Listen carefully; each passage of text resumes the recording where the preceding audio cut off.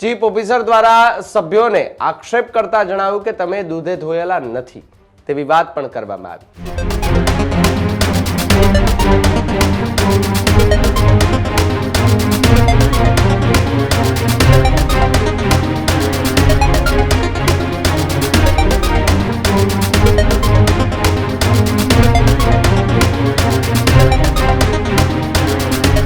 તો સમાચારોમાં આગળ વાત પાટણની કરીએ। પાટણ નગરપાલિકાની સામાન્ય સભામાં મોટી બબાલ થઈ હોવાના દ્રશ્યો સામે આવી રહ્યા છે। સામાન્ય સભામાં ચીફ ઓફિસર અને સભ્યો વચ્ચે વાક્ય યુદ્ધ થયાના દ્રશ્યો જોવા મળ્યા। નગરપાલિકાની સરકારી ગાડીના મુદ્દે આ વાક્ય યુદ્ધ શરૂ થયું હોય તેવી પ્રકારની ચર્ચાઓ અત્યારે જોર પકડી રહી છે। ચીફ ઓફિસર દ્વારા સભ્યોને આક્ષેપ કરતા જણાવ્યું કે તમે દૂધે ધોયેલા નથી તેવી વાત પણ કરવામાં આવી। ચીફ ઓફિસરને પર્સનલ ટાર્ગેટ ના કરશો તેમ કહી આ વાક્ય યુદ્ધની શરૂઆત થઈ હોવાની પણ ચર્ચા છે। ત્યારે પાટણ શહેરમાં સામાન્ય સભામાં થયેલા વાક્ય યુદ્ધની જોરદાર ચર્ચાઓ ફરી એકવાર ચર્ચામાં આવી છે।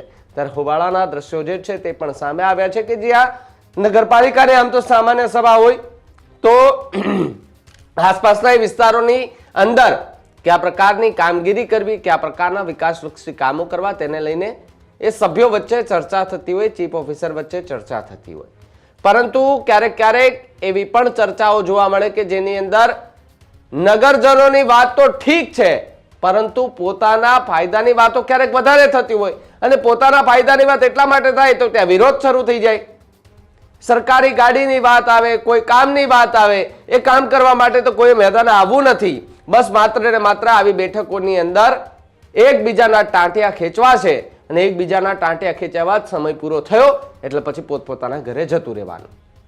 પાટણ નગરપાલિકાની પણ આ સ્થિતિ અત્યારે જોવા મળી રહી છે કે જ્યાં પાટણ નગરપાલિકાની સામાન્ય સભામાં માત્ર સરકારી ગાડીને લઈને ચીફ ઓફિસર અને તેના જે સભ્યો છે એમની વચ્ચે બવાલ થઈ ગઈ અને વાક્યયુદ્ધ એટલું મોટું થયું કે જેની અંદર દૂધે ધોયેલા નથી આ બધા શબ્દોનો પ્રયોગ પણ કરવામાં આવ્યો તેવી વાત અને વિડીયો જે છે તે સોશિયલ મીડિયા પર વાયરલ થઈ રહ્યો હશે।